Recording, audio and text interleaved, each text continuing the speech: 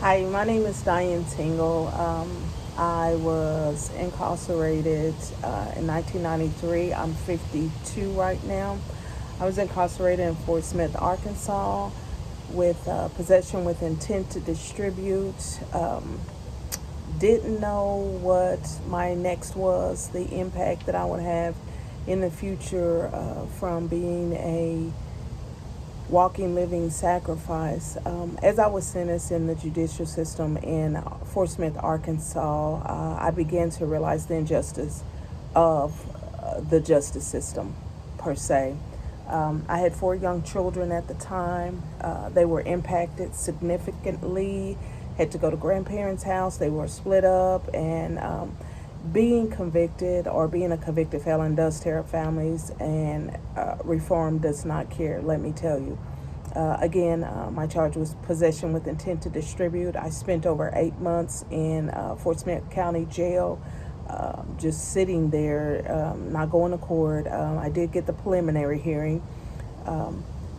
Once I got the preliminary hearing, the next court appearance was for sentencing, without any evidence, any witnesses, any anything. Nothing was justified for my innocence. My attorney was threatened numerous times not to come defend me, that his bar license would be snatched from him or he will be physically hurt. It was a trying time for me and my family, not knowing my rights or what I had possession and control of as far as my freedom. I was racially slurred. I was not physically beat, but I was mentally beat up by the corrections officers, the sheriffs, the deputies. I was generally set up for this charge. Again, the charge that I had was possession with intent to distribute.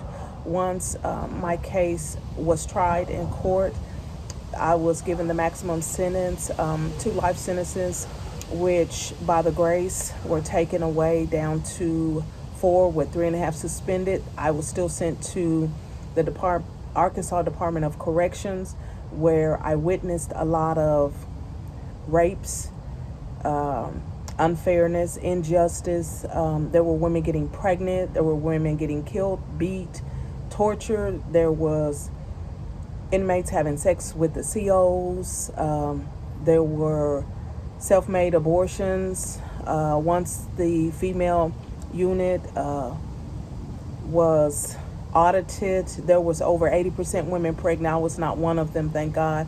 But the corrections officers were promising the ladies certain things, chemicals for their hair, perfumes, money, calling cards, etc. So they would have sex with the corrections officers. And these officers know this. And what was so unorthodox to me is that half of the population were relatives of the corrections officers.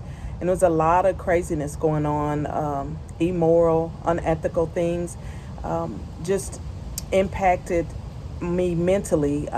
It's a wonder I didn't let it consume me. Me being the strong woman I am, I'll be that advocate. I'll be that real advocate. I'll be the advocate for every woman. We need, and remember, we need to vote in people that can correct this corrupt injustice system of ours in the United States. We need people that's going to fight for us. We need people that's going to understand and keep our families together. What I would suggest is to definitely vote for people and for councils that will help the Reform Act, that can correct it for young black American women, or women in general. We're the highest population in the United States to be incarcerated as well. This is sad. It's because of our government, our judicial system. Let's fight for a better reform. Let's elect officials that can change this 110%. Thank you for listening. Again, my name is Diane Tingle. I am from Tulsa, Oklahoma. But I wish and hope that you elect Damika Davis for Broward County. She is a firm believer in the justice system and correcting it. Thank you.